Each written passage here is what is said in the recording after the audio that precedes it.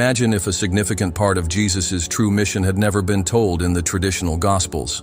What if, behind the parables repeated ad nauseum in churches, there was a deeper, coded teaching, passed on only to those prepared to understand the mysteries of the Spirit?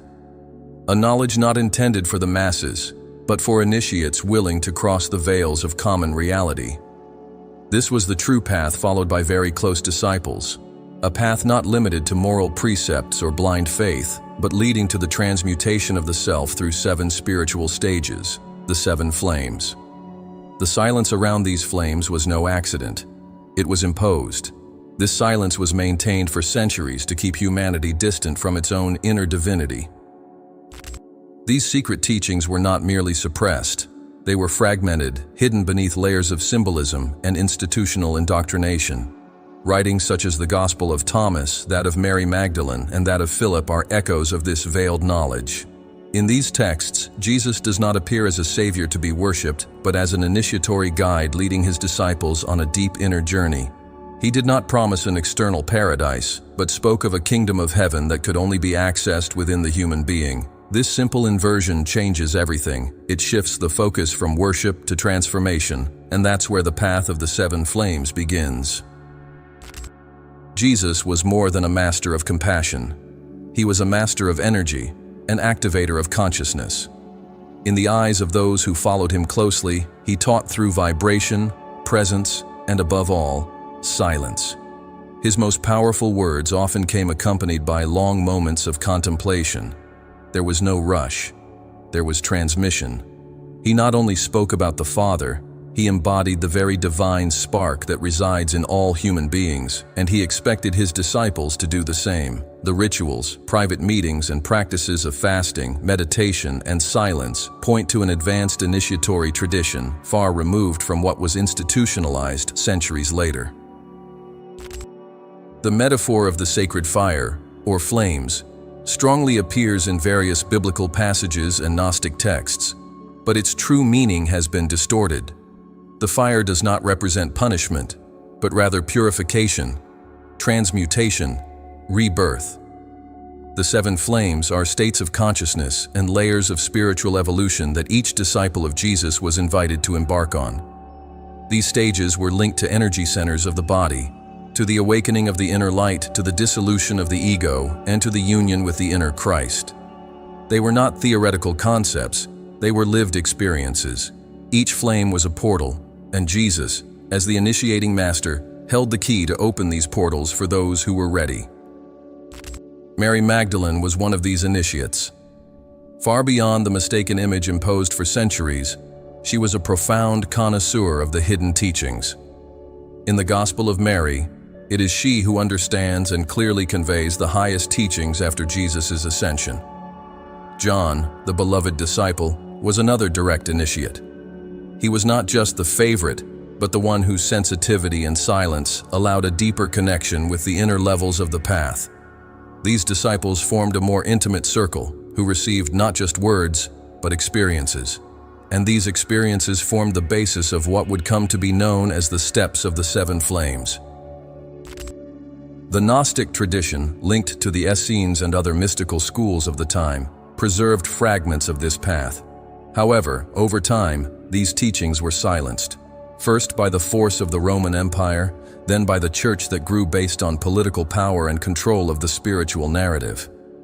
The inner transformation taught by Jesus threatened this control.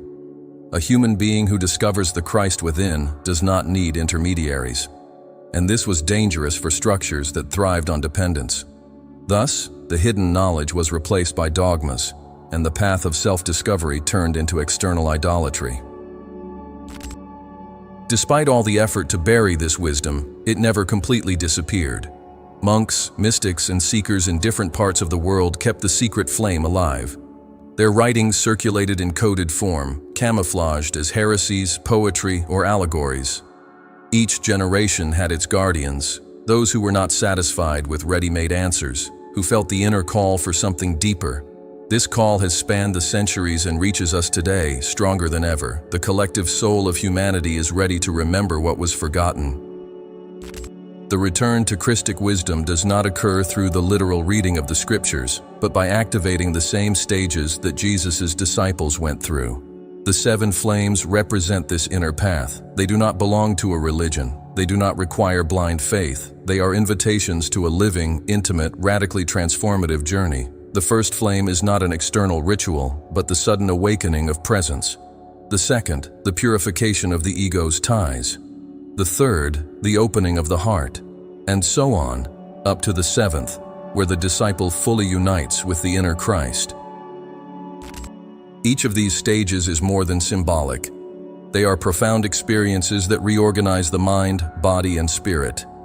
When Jesus' disciples gathered in silence, when they fasted, when they shared parables only among those who were ready, they were navigating through these flames. They knew the path was not linear. It required surrender, courage, and faith, not the blind faith of the temples, but the living faith of one who dares to plunge into their own mystery.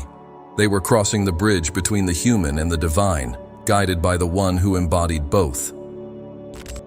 This knowledge is not of the past. It is now. It resurfaces with greater intensity in this time of planetary transformation. The same call that echoed in the hearts of Mary, John, and many others pulsates today in the souls that feel displaced from conventional discourses, who know deep down that there is something more. The recollection of this path does not occur by imposition, but by resonance. It finds us when we are ready. When the veil of illusion begins to fade and the question arises, what if everything I was taught is just the surface? The journey of the 7 flames begins with this question. It is not easy nor comfortable, but it is liberating. It is the return to what we were before we were shaped by fear, guilt, and separation. It is the reunion with the inner master, with the spark that Jesus came to show us, not as an unreachable savior, but as a mirror of what we can become. The lost key is not in books nor in churches, it is in each one of us. And this video is an invitation to turn that key and cross together the portals of the sacred fire. The true beginning of the spiritual journey does not start with beliefs, doctrines, or outward rituals. It starts with a silent call that springs from the heart and echoes in every part of the being.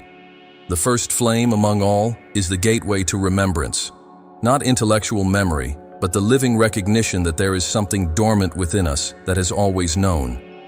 Jesus didn't say, "Follow me," out of ego or control, but because he recognized in every human being the divine spark capable of awakening.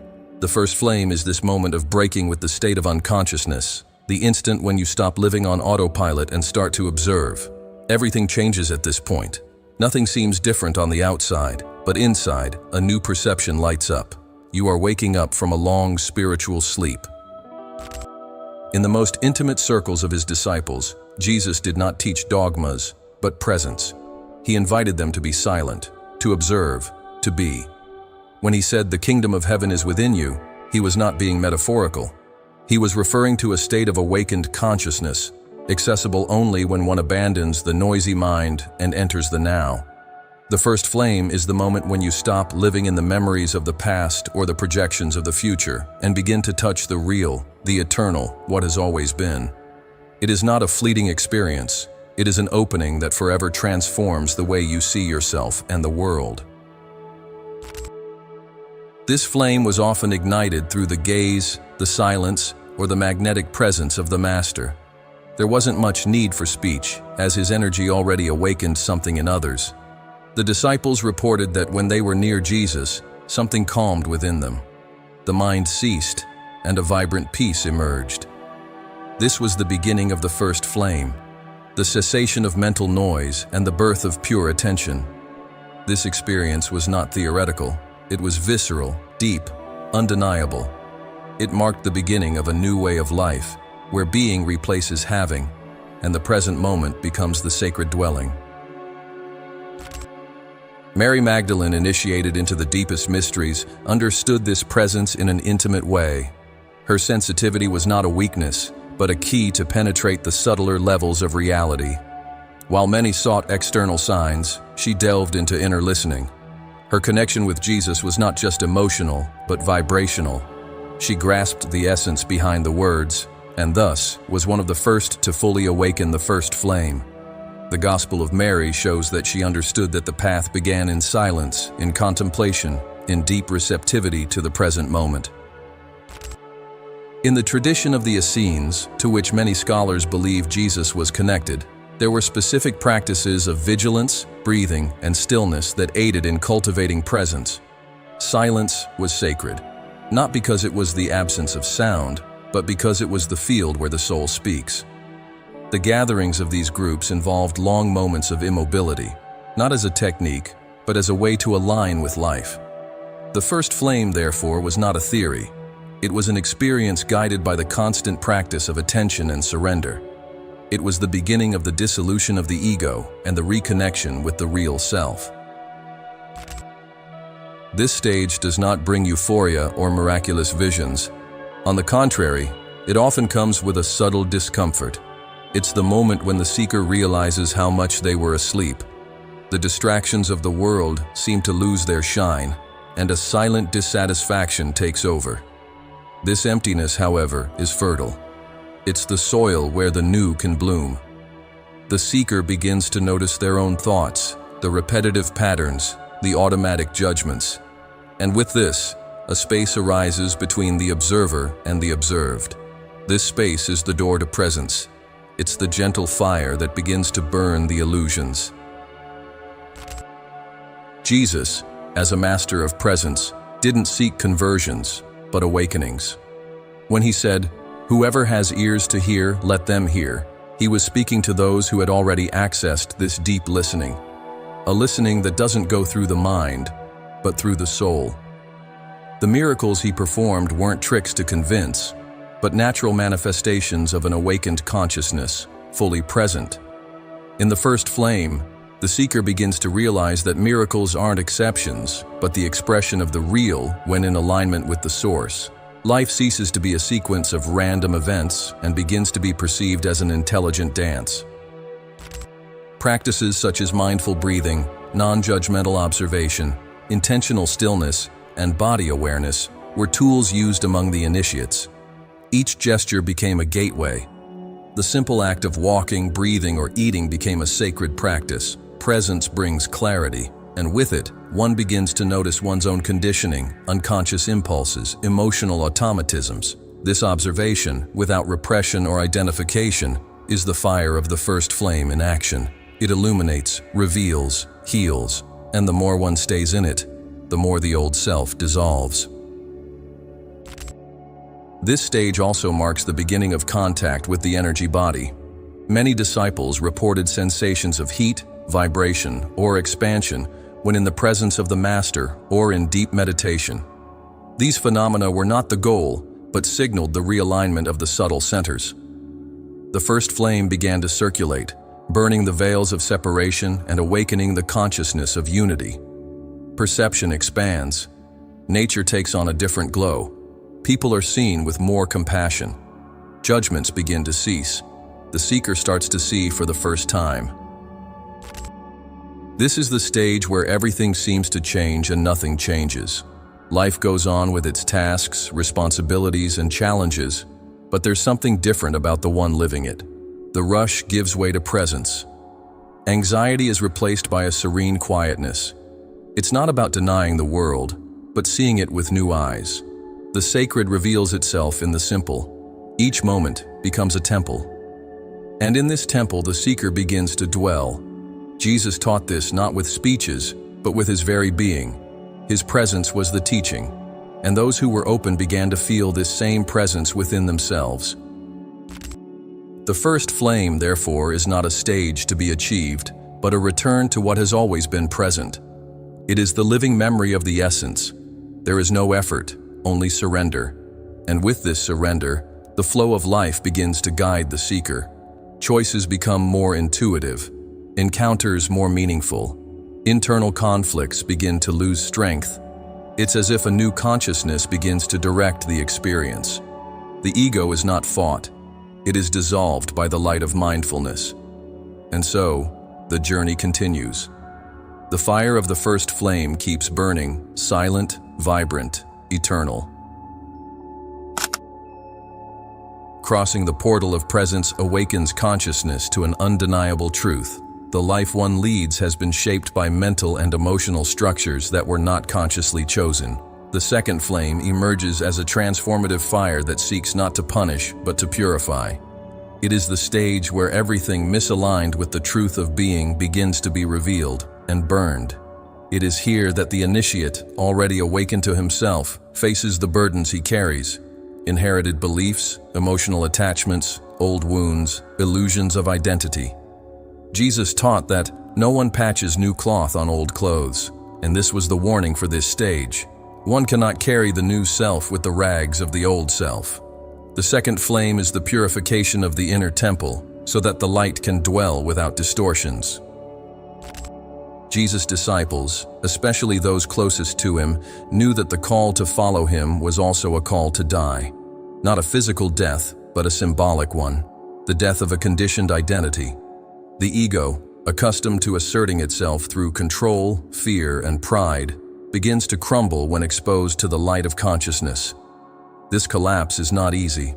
The second flame precisely consumes what is out of harmony, and it does so intensely. Internal pains, unresolved conflicts, repressed memories arise. Everything hidden under the veneer of personality emerges like smoke from a sacred fire. Jesus warned, "Blessed are the pure in heart, for they shall see God." Purity here is not moralistic, but energetic. To see God is to perceive the essence in everything, and this is only possible when the heart is clean from the distortions of the ego. The purification practices among the Essenes included long periods of fasting, baths in running waters, absolute silence, and internal confrontations guided by spiritual mentors. The second flame was not faced alone. The initiate was supported by a community committed to truth. Each crisis was welcomed as a stage in the process. Mary Magdalene, in her profound journey, faced this purification with courage. Her accounts show a process of transmuting pain into awareness. What was once guilt and shame became compassion and clarity. Pain was no longer a burden, but a portal. The second flame freed her from all the internal voices that limited her. She was not only forgiven by Jesus, she forgave herself as the inner fire dissolved her old identity. At this stage, the body also reacts. Many initiates reported physical symptoms such as chills, tremors, unexplained fevers, intense sweating.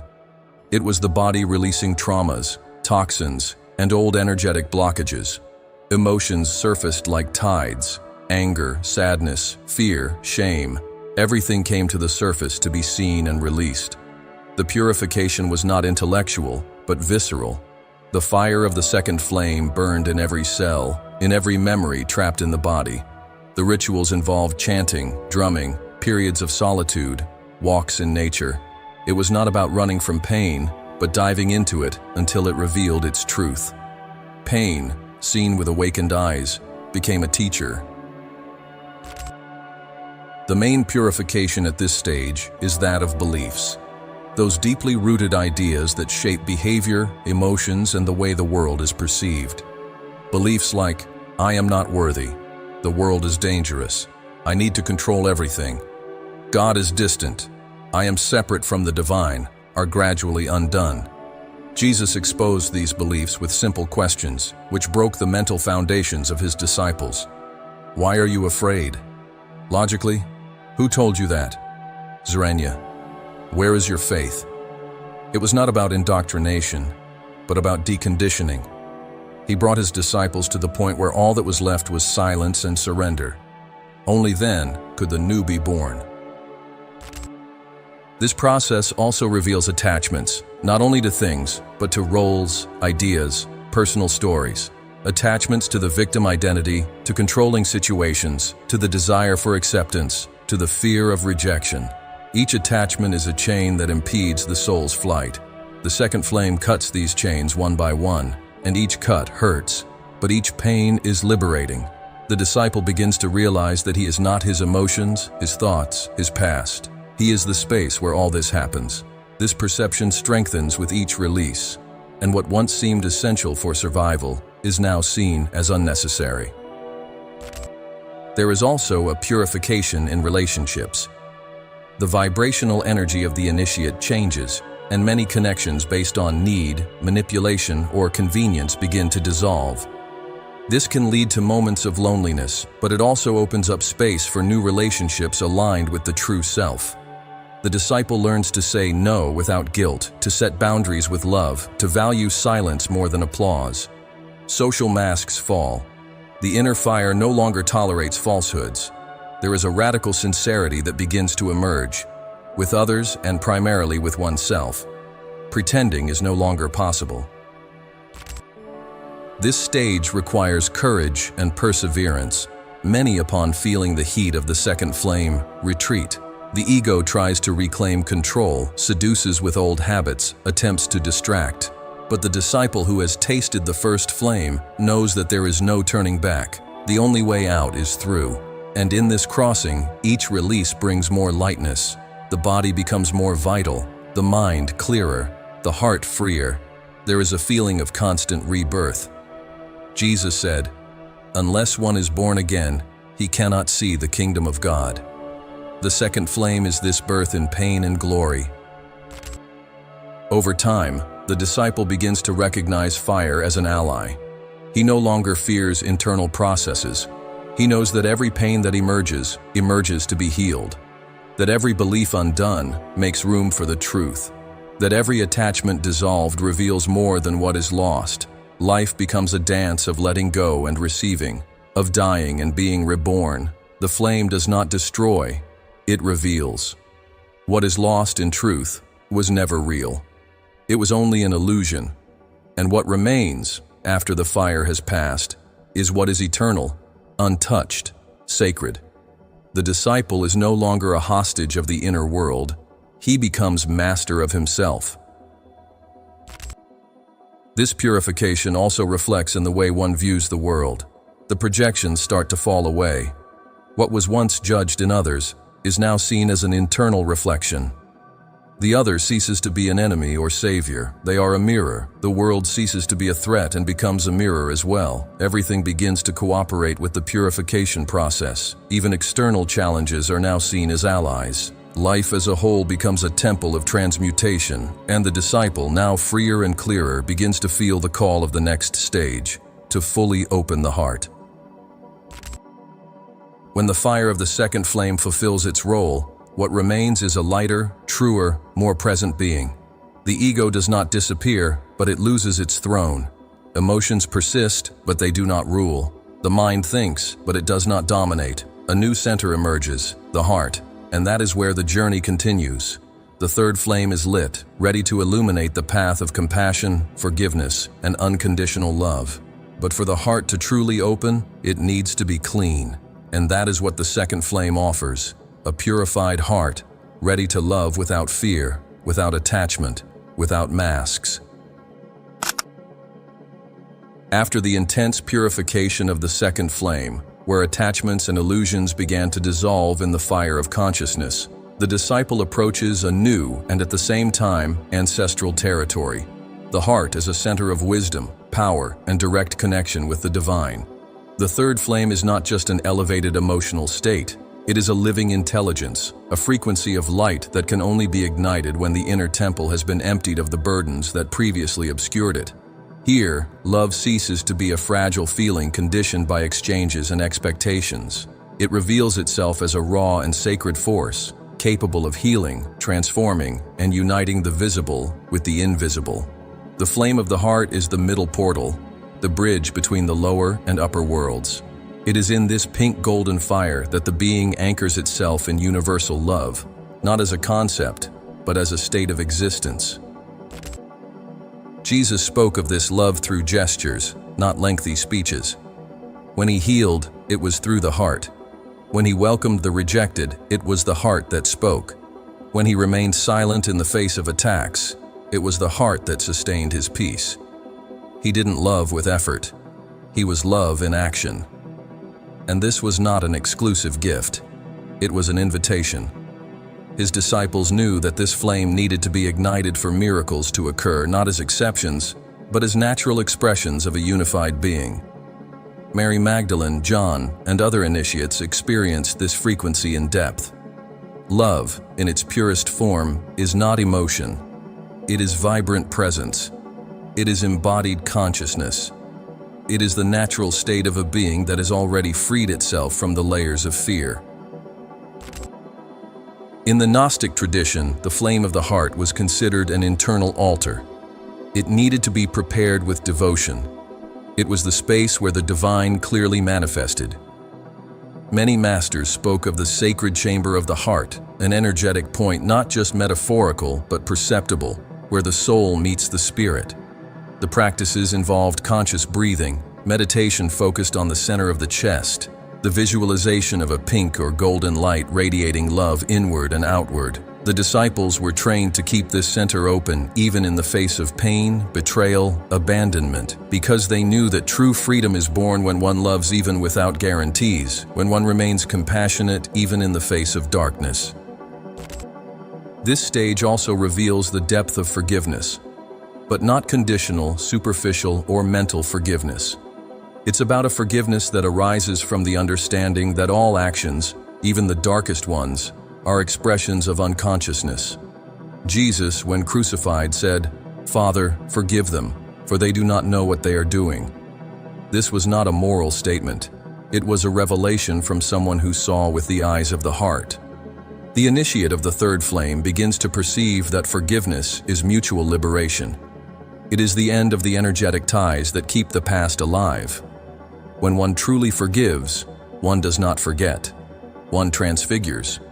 Pain ceases to be a wound and becomes wisdom. The compassionate love that springs from this flame does not choose who it is directed towards. It flows like the sun, shining on both the just and the unjust. The enlightened heart is not selective. It welcomes. It recognizes the light even in the shadow.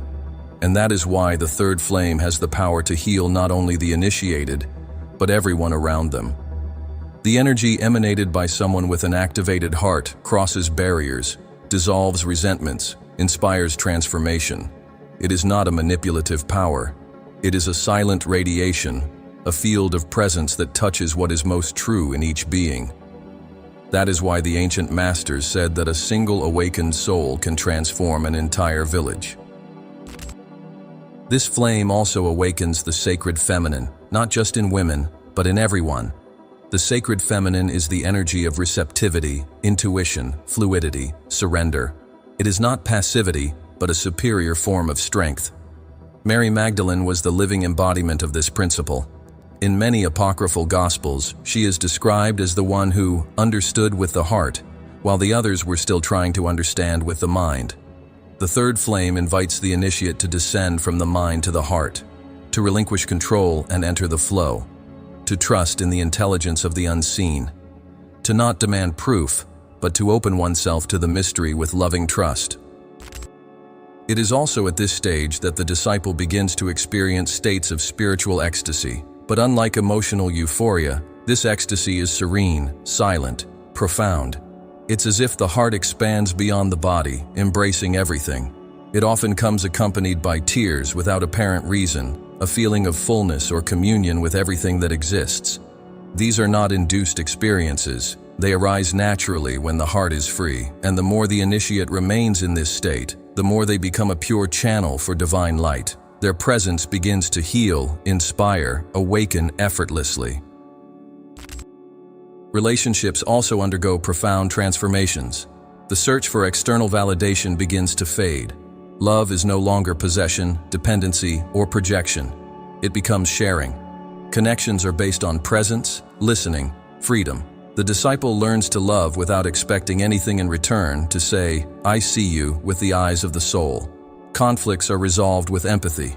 Differences cease to be threats and become invitations to expansion. And when the other is not ready, the initiate remains in love, without judging, without trying to change. They understand that everyone is where they need to be. Another important aspect of the third flame is the openness to receive. Many spiritual seekers struggle to allow love in. They are so used to giving, caring, saving, that they forget that true abundance only circulates when there is exchange. The illuminated heart not only emanates, it also receives with gratitude. It recognizes the value of being welcomed, of being loved, of being seen. And this is not vanity, it's humility. It is acknowledging that love is not something to be conquered, but something to be allowed. The third flame also heals this blockage. It teaches that accepting love is as sacred as offering it. This stage also deepens the connection with the planet, with nature, with the unseen realms. The initiate feels empathy for all that lives. The suffering of animals, the pain of the earth, the beauty of a flower, everything touches the heart in a new way. A sense of loving responsibility arises. Spirituality ceases to be a personal refuge and becomes a commitment to life. Every action is taken with awareness. Every choice is guided by love. And this love is not romantic, it's revolutionary. It's the love that sustains worlds, that moves galaxies, that pulses in every atom of the universe. The illuminated heart also becomes the throne of the inner Christ. It is in it that the divine presence firmly settles. Jesus said, "Where your treasure is, there will your heart be also." When the heart is the treasure, the whole life aligns with the truth. There is no longer a division between the spiritual and the material. Everything is an expression of the divine. The disciple begins to live in a state of constant prayer, not as a repetition of words, but as a continuous surrender to the present moment. Prayer becomes breathing, looking, gesturing. It is living with the heart exposed to the sky. When this flame is active, the initiate feels an irresistible inner call to serve, share, expand. But this impulse does not come from need, but from fullness. It is the overflow of love that needs to give itself. This impulse marks the beginning of the transition to the next stage. The third flame, by illuminating the heart, prepares the disciple to access the silent wisdom that resides in the higher mind. It paves the way for listening to the soul, for spiritual vision, for the consciousness that observes everything with clarity. The journey now continues to the flame of the inner eye, where truth will be contemplated beyond words, and the inner light will find its reflection in the purified mind. After the heart has been ignited by the compassionate fire of the third flame, the initiate is finally prepared to cross one of the most challenging and revealing portals of the spiritual journey: the mind. Not the ordinary mind, filled with disordered thoughts and automatic judgments, but the silent mind, the empty mind, the mind that no longer interferes, only observes. The fourth flame represents the awakening of the inner eye, also known as the eye of wisdom, the eye that sees beyond form. It is at this stage that the disciple transcends the limitations of sensory perception and begins to see with the light of pure consciousness. The mind ceases to be a continuous noise and becomes a clear mirror, reflecting reality without distortion. The light of the fourth flame penetrates the inner world like a deep blue beam, illuminating what was once shadow and revealing the truth behind each thought. Jesus spoke in parables not to confuse, but to awaken this perspective. His stories were not simple plots, but keys to breaking rigid mental patterns.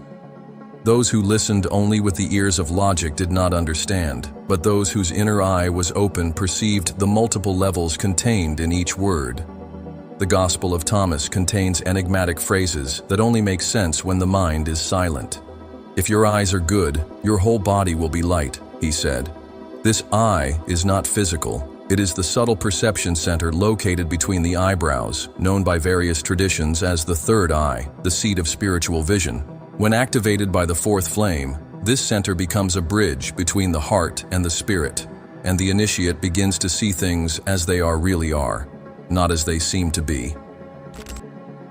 The silent mind is a rare achievement. It requires loving discipline, full attention, and a deep surrender to quietude. The masters of the path knew that thinking less did not mean being less intelligent, but more free. Constant, repetitive, and anxious thinking is an invisible prison, and as long as the mind is saturated with noise, the truth remains veiled. The fourth flame invites the disciple to disidentify from thoughts, to realize that it's not the content of the mind, but the consciousness that observes it. It's in this recognition that liberation begins. Thoughts pass like clouds, but the sky of the mind remains intact, vast, luminous. In this state, the inner eye opens and the vision expands. The practices to ignite this flame involve deep contemplation, meditations focused on breathing, visualizations of the point of light between the eyes, and above all, the practice of non-judgment. Judgment is the root of uncontrolled mental activity. When the disciple learns to observe without interpreting, without reacting, without labeling, they access a field of presence where everything is perceived in its essence. This state of pure observation allows wisdom to naturally arise. The answers come without effort. Decisions are made with clarity. Time seems to slow down. There is a higher intelligence operating beyond the common mind, and the disciple, now attuned to this intelligence, becomes a more subtle instrument of the divine. Inner silence is not the absence of sounds, but total presence. It is a quality of attention where everything is welcomed, but nothing is nurtured. Fear appears, is seen, but does not govern. Desire arises, is recognized, but does not manipulate. The mind becomes transparent, and the higher self begins to express itself more clearly. It's as if the static of the radio is eliminated, allowing the true transmission to be heard. Jesus demonstrated this with his serenity in the face of conflicts, with his clarity in responding to questions armed with malicious intentions. He did not react, he saw. And to see with the inner eye is to be beyond duality. It is to perceive the hidden purpose in every situation, even the most painful ones. Many disciples reported mystical experiences associated with the activation of the fourth flame. Symbolic visions, accurate intuitions, lucid dreams, and even perceptions beyond time and space. This was not empty mysticism, but evidence that the mind had become receptive to the quantum field of divine consciousness. This state is natural, but needs to be rediscovered. The common mind has been trained to resist silence. Therefore, the process of activating the fourth flame involves moments of frustration, resistance, and escape. But the more the disciple remains firm in observation without expectation, the more the mind yields, the more the blue flame intensifies, and the more the eye of the soul opens. The fourth flame also reveals the illusions of apparent reality. The initiate begins to perceive how thoughts create emotions, how emotions shape perceptions, and how these perceptions build a false identity. With the inner eye awakened, all of this becomes transparent. The disciple sees that he no longer needs to be a slave to the inner narrative. He can rewrite his story from the truth perceived in silence. It's a process of undoing, not accumulating. And in this simplicity, there is an unshakable peace. The mind ceases to be a labyrinth and becomes a passage. This stage also paves the way for spiritual telepathy, not in the fantastical sense of reading thoughts, but in the ability to perceive what lies behind words, to sense the true vibration of intentions, to understand without explanations. This deepens relationships. Judgment is replaced by empathy. Words become more precise. Speaking is guided by silence. The disciple begins to teach not only by what they say, but by the clarity of their mental field. Their presence communicates more than their speeches, and when they speak, their words carry power, for they spring from the center of truth, not from noise. The fourth flame also teaches about impermanence. The awakened mind realizes that everything passes. Thoughts, sensations, situations. Nothing remains fixed. This awareness frees the disciple from attachment to forms. The fear of change disappears. Control is replaced by trust. Acceptance becomes natural, and this acceptance is not resignation, it is wisdom, knowing what can and cannot be changed, knowing when to act and when to be silent. This wisdom is the direct result of the mind purified by the fourth flame. Over time, the disciple begins to inhabit two worlds simultaneously, the world of forms and the world of consciousness.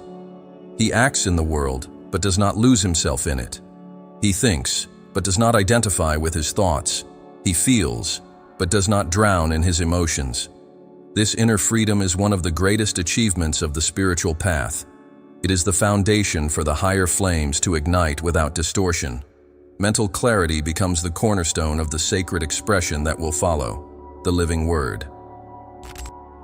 When the fourth flame shines fully, the disciple becomes a mirror of the divine. Their mind is a clear channel, their gaze reveals compassion, their presence conveys wisdom. They see themselves and the world through the eyes of eternity. Nothing escapes their silent perception. They no longer need to seek evidence. They know. And this knowledge is not intellectual. It's direct. It's lived. The silent mind doesn't seek answers. It allows the truth to emerge. And it is from this silent truth that the next stage of the journey springs. The activation of the word as a creative tool, vibrational healing, and an extension of awakened consciousness.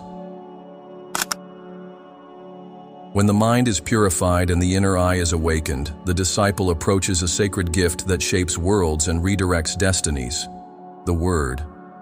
The fifth flame is the activation of the living Word, one that is not born of ego or unconscious repetition, but from the meaningful silence of the mind, unified with the heart. This fire is not just about speech, but about vibration. It is the invisible force that materializes through the voice, the intonation, the intention, the presence that inhabits each syllable. The word, when consecrated by the light of consciousness, becomes an instrument of healing, creation, and spiritual alignment. It was with this ignited flame that Jesus said, "Let there be light." And there was light, who healed with a simple, "Rise up and walk," who calmed storms with silence, "Be still." The living word does not describe, it transforms. It does not merely communicate, it creates.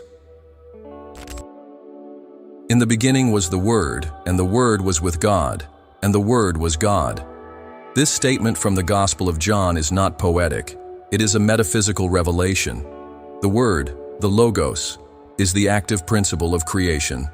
The universe did not arise from a physical gesture, but from an original sound vibration. This vibration continues to sustain all reality. By accessing the fifth flame, the initiate begins to recognize their own word as an extension of this creative word. They understand that everything they say shapes their experience, strengthens or weakens their energy field, generates connections or ruptures. Therefore, this stage requires reverence. Speaking ceases to be an automatic act and becomes a conscious invocation of energy. Each spoken word becomes a seed cast into the field of existence. Jesus knew that the word was a bridge between worlds. He used language not to explain, but to convey vibrational codes. His parables were not didactic. They were tools to penetrate the unconscious and activate higher dimensions of the soul. The visible content of his speech was merely the surface. What truly touched the disciples was between the lines, in the tone, in the silence between the words, in the energy that enveloped his presence. The initiates reported feeling warmth, peace, or even inner visions when listening to him. This is the living word in action. It goes beyond mental understanding and settles directly into the heart and subtle body. It reorders, it awakens. The fifth flame also reveals the spiritual responsibility of speech. The initiate realizes that words spoken in anger, judgment, or irony poison not only the other person, but their own energy field as well. The vibrational poison of a word can linger for days in the subtle body of both the listener and the speaker.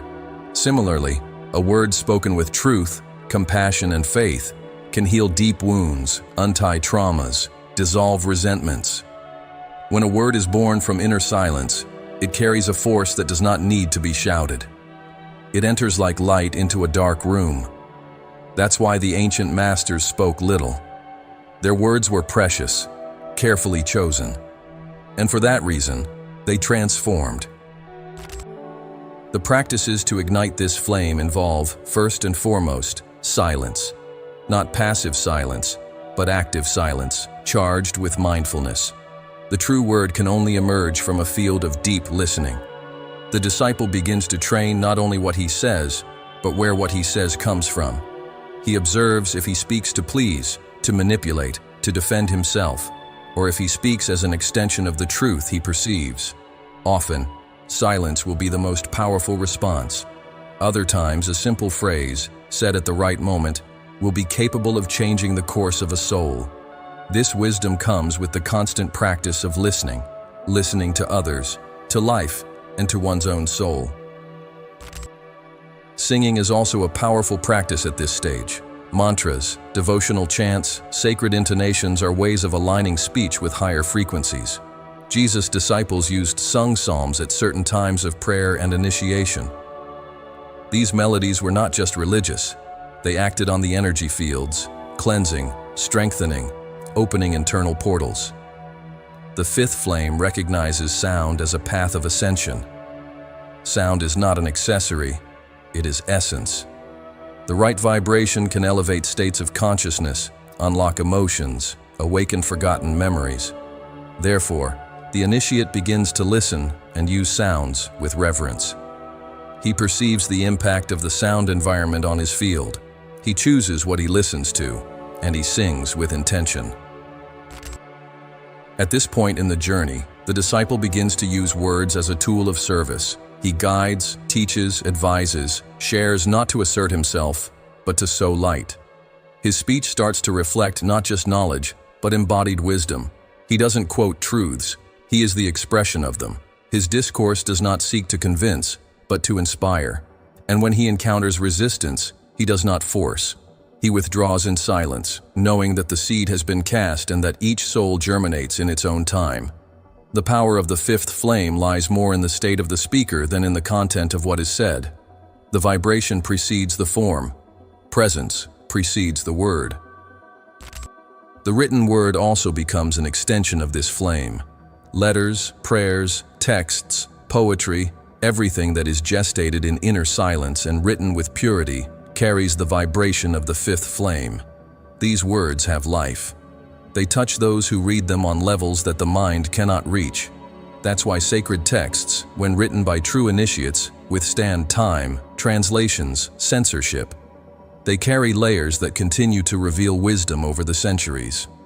The disciple of the fifth flame begins to also become a channel of this living scripture. Their diary, their prayers, their teachings become vibrational records of light, echoes of the divine word.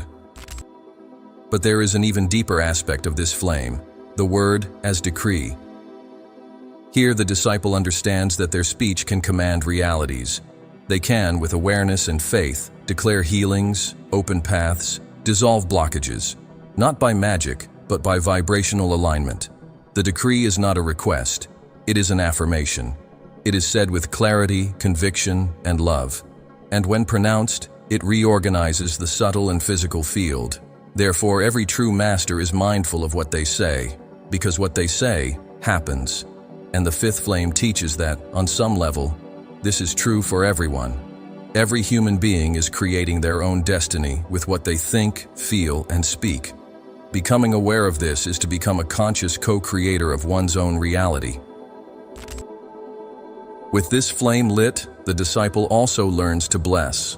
Blessing is one of the highest expressions of the living word. To bless is not to wish luck, it is to invoke light upon someone or something. It is to recognize the divine present and activate it with the power of the word. Jesus blessed the bread, the sick, the disciples, the paths. His blessings were decrees of transformation. The disciple of the fifth flame begins to bless with the eyes, with the gestures, with the presence, but also with the word. He blesses himself, others, the challenges, life. And with that, everything around him transforms. The activation of this flame prepares the field for a vibrational leap. The disciple, now aware of the strength of their expression, feels the natural impulse to leave the inner space and start acting in the world in a more active way. The word becomes action. Consciousness manifests in attitudes. Compassion transforms into service. The fifth flame is not the end. It is the bridge that connects the inside to the outside. The flame of the living word awakens the will to offer the world what has been awakened in the being, and so the journey progresses towards one of the most luminous and challenging stages, altruistic service as an instrument of ascension. The journey through the flames is not a climb to the top, but a spiral that broadens consciousness while deepening humility.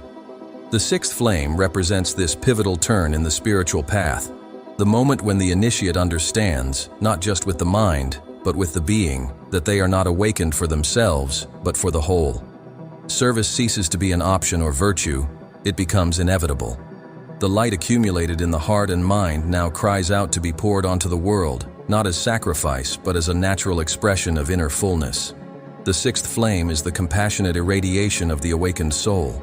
It does not demand audiences, it does not depend on recognition, it does not feed on applause. It is silent, constant, firm. Jesus washed the disciples' feet, not to teach humility with words alone, but to show that every true master is above all a servant of the love that dwells within them. The violet flame that symbolizes this stage is the frequency of transmutation. When the disciple surrenders to service, their energy becomes a channel of healing for everything and everyone around them. But this healing is not planned. It happens simply because they are present. Where they step, the vibration rises. Where they speak, peace is established. Where they touch, the soul's memory is activated. They become a beacon that does not try to convince but only illuminates. And they illuminate without choosing, without measuring worthiness, without seeking return. This is spiritual service, the expression of lived unity. The disciple realizes that to serve is to use their own light. It is to remain in the flow of divine abundance that only renews itself when shared. This service is not confined to grand works. On the contrary, it reveals itself in small gestures, caring for an elderly person with tenderness, listening to someone without interruption, preparing food with full attention, offering a smile to those who carry the weight of the world. Each action, when performed with awareness and love, becomes an altar of transformation. The sixth flame dissolves the separation between the sacred and the everyday. Everything becomes a rite. Work, conversation, walking. Everything is a vehicle of light. The disciple does not need to abandon the world to serve the divine. He does so by being in the world, but no longer being shaped by it. Mary Magdalene embodied this flame deeply. After Jesus' ascension, she did not seek leadership, titles, or recognition. She withdrew but continued to radiate. Wherever she was, there was healing. Her presence was a balm, not because she sought to heal, but because she had become a transparent channel of light. Her service was not visible to ordinary eyes, but was felt by souls. Many who encountered her never forgot her, and many who never saw her dreamed of her. This is spiritual service, to cross dimensions and touch the invisible with the vibration of active love. The sixth flame transforms the being into a living bridge between heaven and earth. This stage also confronts the last remnants of the ego. Even after purification, the spiritual ego may try to infiltrate, seeking validation through service. But the violet flame burns everything that is not genuine surrender. It reveals hidden intentions, dissolves roles, removes the character. The disciple at this stage learns to disappear in the act, serves and vanishes, gives and forgets, prays and does not tell, teaches and learns. He understands that true power does not manifest through visibility, but through the coherence between intention, presence, and action. Service is the offering of one's own existence to the divine flow of creation. Serving with active awareness also awakens dormant gifts. Many disciples, when they put themselves in service without expectation, began to manifest abilities they previously didn't know they had. Healing through hands, awakening words, precise intuitions, spontaneous channeling, constant synchronicities. These gifts are not earned. They are released when the being is ready to use them for the benefit of the collective. The sixth flame activates the archetypes of the priest, the healer, the guardian, the comforter, not as external roles, but as functions of the soul that naturally manifest when the surrender is complete. Another fundamental aspect of the sixth flame is the recognition of the individual mission. Each incarnated soul carries a unique note in the symphony of creation. When this note is ignored, existential emptiness arises, constant dissatisfaction, the feeling of not belonging. But when the disciple begins to serve according to their essence, everything falls into place. The mission does not need to be grand in the eyes of the world. It can be writing, listening, planting, teaching, welcoming, guiding. The important thing is that it is authentic, fluid, alive. True service is that which does not tire, that nourishes both the giver and the receiver. It is the dance of giving and receiving in its purest form. Serving also heals. By stepping out of the center of one's own suffering and looking at others with compassion, the disciple heals from the remaining wounds. Spiritual service is not just giving, it's expanding. By serving, the disciple's energy field amplifies, their light refines, their vibration elevates. The soul rejoices in sharing what it has awakened. The heart widens, the mind quiets, the body strengthens. Everything begins to flow more lightly. Service, far from being a burden, becomes a subtle pleasure, an internal joy that springs without an external cause. The sixth flame also teaches to serve with discernment. Not every call is a mission. Not every request is aligned. The disciple learns to differentiate serving out of compassion from serving out of guilt or obligation. He learns to respect the other's time. He learns to say no when necessary, because he knows that each soul has its own rhythm of awakening. He offers light, but does not force the opening. He sows, but does not demand harvest. This balance between surrender and freedom is a sign of spiritual maturity. It is the mark of the sixth flame vibrating with intensity. With the continuous practice of altruistic service, the disciple begins to perceive a new type of strength emerging within. It's no longer a force that imposes itself. It's a force that sustains, a silent force, invincible, unshakable.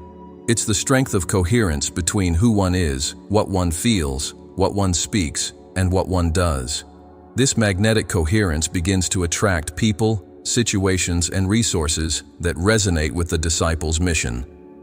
Life starts to cooperate. The path opens, the universe responds. Abundance flows not as a reward, but as a natural consequence of a being aligned with the flow of creation. The sixth flame ends the illusion of separation between the individual and the collective. The awakened disciple realizes that every action of theirs resonates within the whole. Each thought, each choice, each word impacts the collective field. Therefore, their ethics become vibrational. They no longer act based on external rules, but on inner integrity. They know that their light is not their own. It belongs to the whole, passing through them. And for this reason, they honor it, they revere it, they share it, without vanity, without attachment, only with gratitude for having become a vessel. And so, the sixth flame prepares the disciple for the final stage of the journey, unification with the inner Christ. The entire path up to this point, from presence to purification, from love to silence, from word to service, has been preparation for this moment of fusion. The light is no longer outside. It is no longer in Jesus, in the texts, in the symbols. It is fully alive within the being. The next flame will not be a stage. It will be a return to what has always been. The seventh flame awaits, and it does not ask for effort, only surrender. Everything that has been traversed up to this point, the awakening of presence, purification, the illuminated heart, mental silence, the living word, service, prepares the disciple for a climax, the moment when the journey ceases to be movement and becomes absolute rest. The seventh flame, the most subtle and powerful of all, is not a stage to be understood by the mind or conquered by effort. It is the return to the origin, to the essence, to the pure divine presence that dwells in the innermost being. It does not ignite, it is recognized.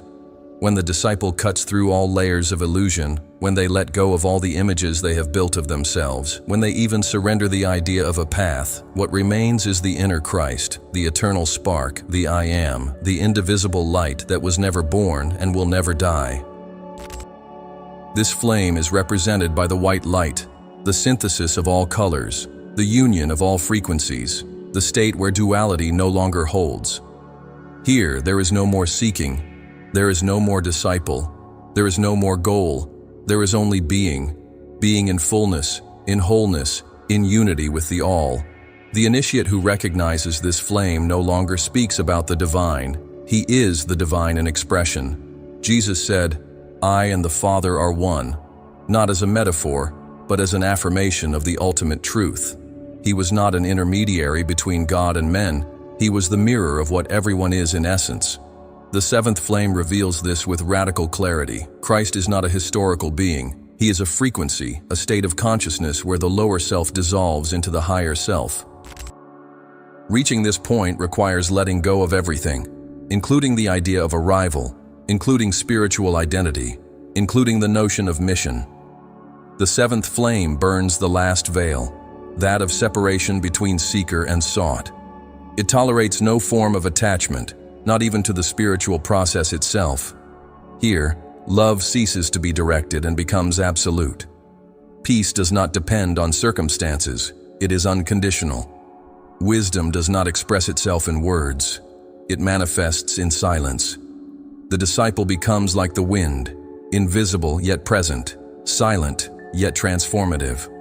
There is no more effort, there is only flow. The being becomes a transparent channel of the Spirit. In this state, the duality between good and evil, light and shadow, right and wrong begins to lose strength. The inner Christ sees everything as an expression of a single field of consciousness. There is no more judgment, only recognition. Suffering, once fought against, is now seen as part of the path to awakening. The other, previously perceived as separate, is now felt as an extension of the same being. Compassion is no longer a choice, it is the natural state. And love, which began as a feeling, now reveals itself as the substance of everything that exists. The seventh flame shows that there is nothing outside of the divine. Not pain, not error, not forgetfulness. Everything is a path of return to the light. This achievement is not euphoric. It is serene, silent, deeply stable. The initiate may stand in the face of chaos and remain unshaken. They may be wounded and continue to radiate peace. They may lose everything and yet know that they lack nothing. For they no longer see themselves as a separate identity. They are the whole, manifesting at that specific point in time and space. They recognize that form is transient, but the being is eternal. And from this recognition, all actions become an expression of this universal love. There is no longer a choice between serving or not serving. Everything they do, even the simplest gesture, becomes a blessing.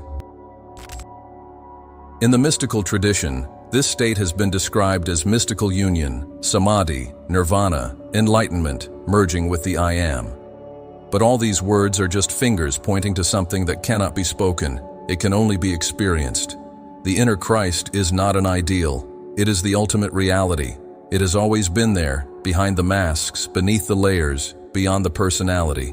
Jesus came not to place himself above, but to remind us of this truth.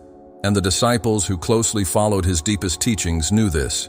John, Mary Magdalene, Thomas, they all experienced this state and left symbolic and veiled records for those who would come later.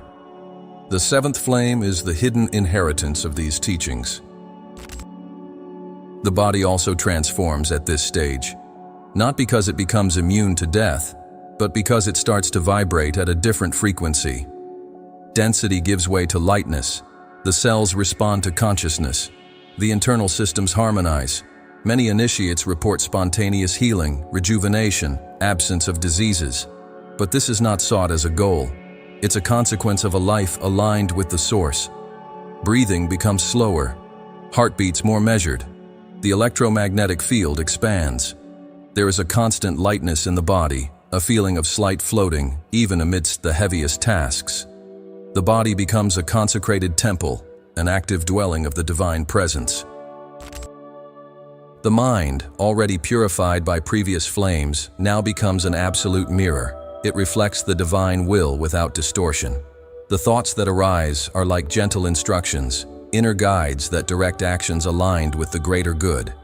There is no more noise, doubt, fear. Discernment is clear. Decisions flow with confidence. Psychological time disappears.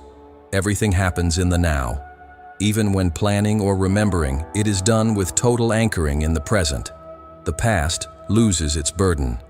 The future ceases to be a concern. The being lives in the eternal now, where eternity reveals itself in each moment. The experience of the seventh flame also dissolves death, not as a physical event, but as a concept. The awakened disciple knows that they were never born and will never die. Consciousness is continuous. The body changes, but the self remains. And this knowledge changes everything. Fear disappears. Urgency vanishes. Life becomes a celebration. Every encounter is seen as a reunion. Every separation is understood as a transient illusion. Loss is understood as transformation. The cycle of existence is honored with reverence. The initiate now does not live for themselves. They live as an expression of the one consciousness. They are no longer a human trying to be divine. They are the divine living the human experience. In this state, miracles cease to be extraordinary events. They become natural. Multiplications, healings, instant manifestations, striking synchronicities, all of this flows with simplicity, because there is no more resistance.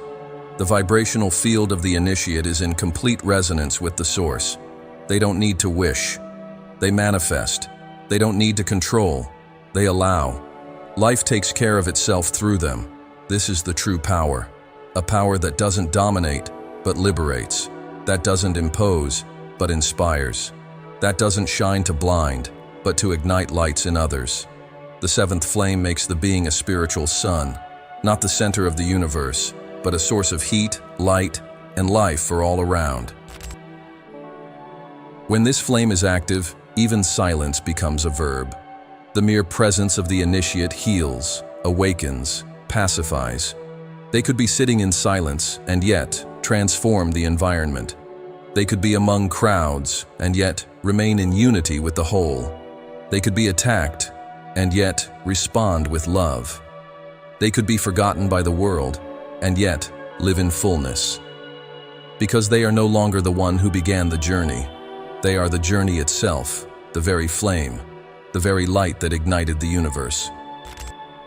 The unification with the inner Christ is not an end. It's the beginning of a new way of existing, a new cycle where the being lives anchored in eternity, silently serving the evolution of all that exists. The mission does not end. It simply changes shape.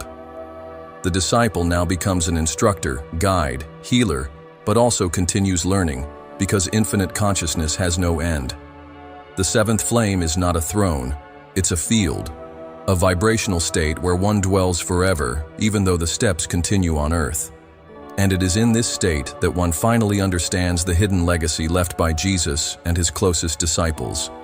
Christ consciousness is not a destination, it's an identity. And this is the mystery that calls us back home. The final flame does not go out, for it does not burn with physical fire, but with the eternal glow of recognition.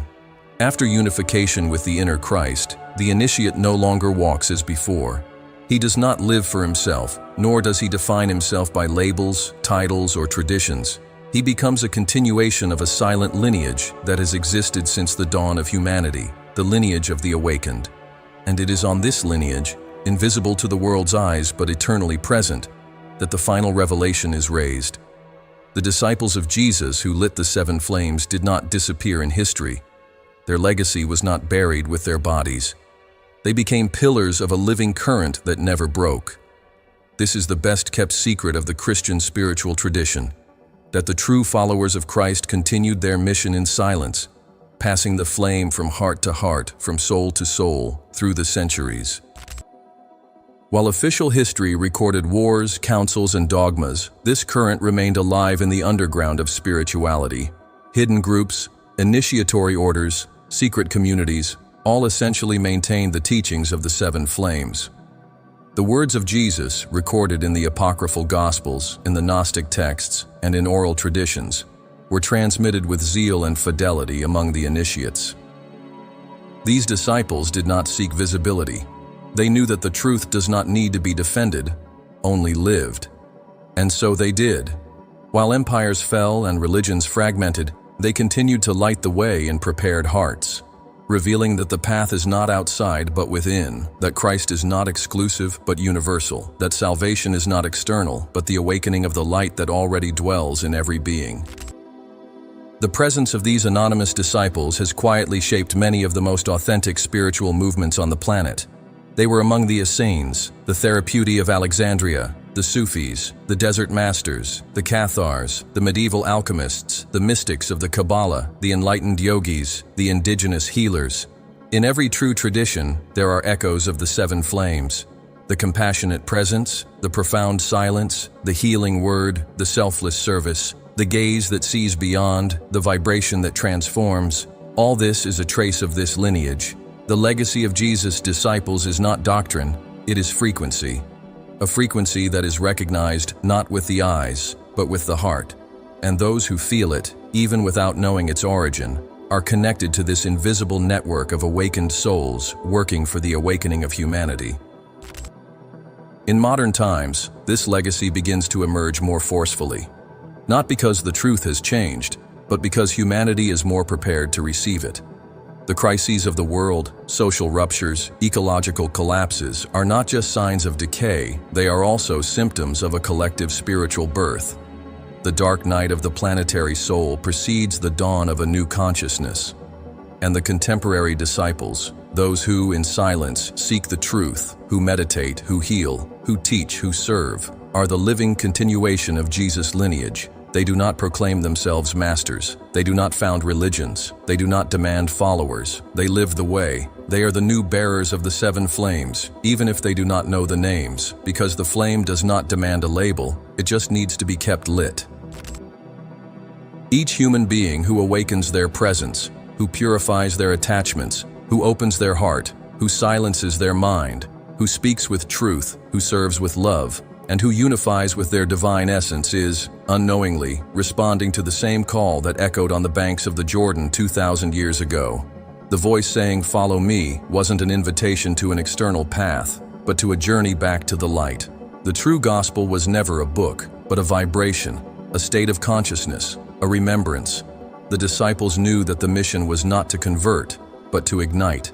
And this mission remains alive in all who choose the truth, even when it requires courage, in all who remain faithful to the inner light, even in the face of collective darkness. This is the time of revelation, not because a secret will be revealed to the world with pomp, but because thousands of souls will begin to remember. They will feel the silent call of the flames and realize that they are not alone, that there are others, that there is a network, a symphony of lights igniting around the planet, not under a flag, but under the same sky, not in the name of a religion, but in the name of living truth. This is the new age of Christ, not the era of temples and dogmas, but of conscious presence in every human being. The return of Christ will not be an external event. It is already happening within each one who chooses to live with integrity, compassion, and awareness. The return is internal, it is collective, it is now. The disciples of Jesus left living codes in their actions. The way they walked, how they touched, how they breathed. Each gesture carried the energy of the flame. These codes are still active. They are in the spiritual DNA of humanity. With every practice of silence, of gratitude, of forgiveness, of compassion, these codes are reactivated. And the more they are activated, the more the Christic frequency will settle in the collective field. Not as a belief, but as a vibrational reality. A new earth begins to emerge not with decrees, but with sustained vibrations. And the guardians of these vibrations are those who chose to live the path. It doesn't matter where they are, under what name they walk, in what language they express themselves. They are one body, one light. This video is not just an explanation, it's a call to action, a reminder, a mirror. If you've made it this far, it's not by chance. There's something in you that already recognizes this frequency. Perhaps you haven't named it yet. Maybe you haven't fully lived it, but it's there, latent, alive, ready to ignite. The seven flames are not owned by any tradition. They are the hidden map of the soul's awakening. They are steps of ascension that were hidden behind the world's curtain. Now, this curtain is opening, and what was once secret becomes accessible, not by concession, but by vibrational merit. Those who vibrate with the truth receive the truth. Those who seek sincerely find. Those who serve with love ignite. Nothing will be the same again. Once the flame is lit, it does not go out. It may weaken for moments, but it will never be forgotten. It becomes a compass, a lighthouse, a home. The initiate is now guided by the inner light, and everything around begins to align. Decisions become clearer, paths become more fluid, words become more precise, relationships become more authentic, and the mission becomes more evident. Even when they don't know how, they know why. Because they feel. Because they recognize. Because they vibrate at the same frequency as those who, 2,000 years ago, said yes to a call that transcends time and space. This is the final revelation. You are part of this lineage, not by title, not by external initiation, but by vibrational affinity. You have been called, and now the choice is in your hands. Continue as before, or live as a bearer of light. There is no imposition. There is an invitation. There is no pressure. There is possibility. The 7 flames have been presented not as doctrine, but as a mirror. Look within. See where you are. And if you decide to follow, know that you are not alone.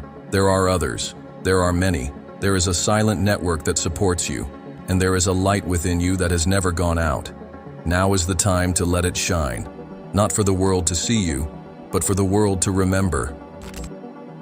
Mind unfettered, now that the 7 flames have been revealed, we want to know from you. Which of these flames is most active in your journey at this moment? Which one has touched something deep in your soul? Write in the comments. Your sharing is not just a personal expression, but also an act of collective manifestation, because each time you write with intention, this light anchors even more in reality. Share your flame. We read everything, and together, we expand this frequency. And if you felt the call of the 7 flames, wait until you discover the hidden map left by Jesus with 33 steps to enlightenment.